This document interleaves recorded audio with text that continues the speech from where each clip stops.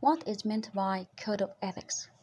A code of ethics is a set of official standards of conduct that the members of a group are expected to uphold. Code of ethics could also refer to an individual's personal values or sense of right and wrong. And here is a link to understand in a clearer way what is meant by code of ethics. Here we are speaking about examples of code of ethics. We have the code of medical ethics, communication code of ethics, writers code of ethics, translators and interpreters code of ethics. What we are going to speak about is the code of ethics for translating, interpreting professionals in America, Australia, Britain, Europe, France. For example, the American Translators Association Code of Ethics and Professional Practice.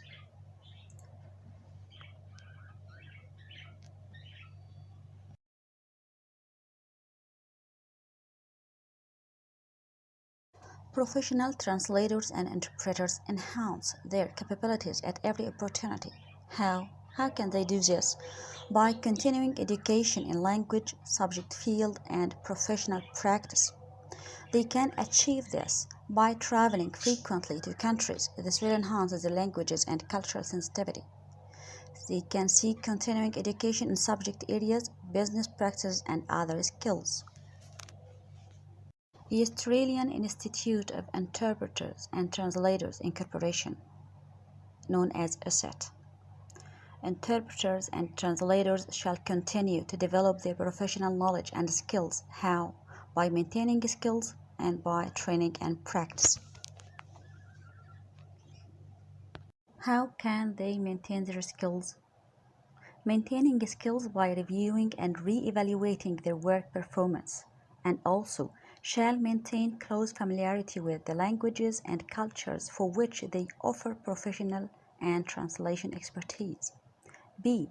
Incumbent on interpreters and translators to support and encourage the professional development of their colleagues. Here we are speaking about the International Federation of Translators in Europe.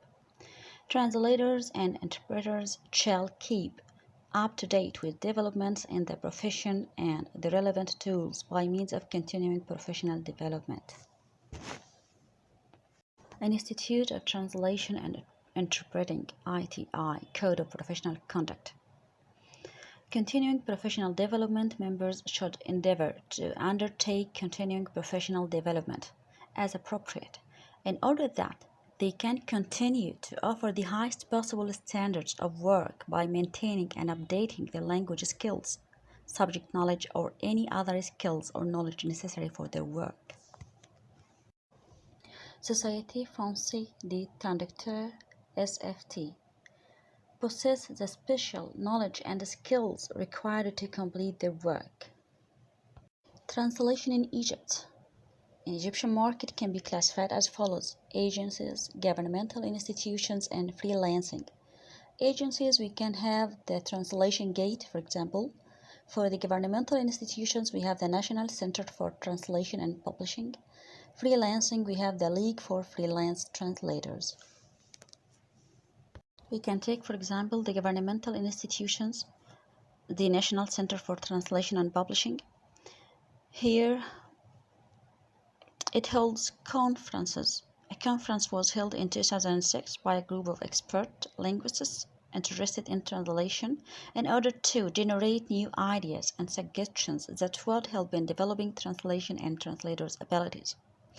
Hold regular workshops for translators to enhance their abilities in the field. The Translation Gate. The agency directors explained that they accrued a network of tested professional linguists and people who live and breathe their home languages. Tests for new members and regular training for the team is their way to develop the abilities.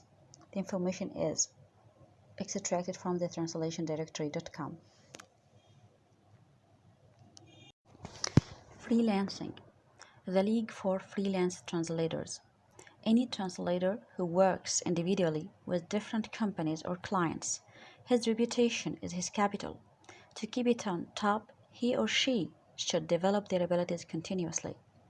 They can have trainings in agencies, attend workshops, or even assemble gathering for a group of translators to share ideas and experience. In this case, it is called self-learning centered. I was chosen as the main translator for Human Studies Center at Penn University. The university did not provide me with any training or even workshops. I depended on my previous experience as a freelance translator and enhanced my abilities by studying the translation diploma at the American University in Cairo, a course which provided me with profound information in that field.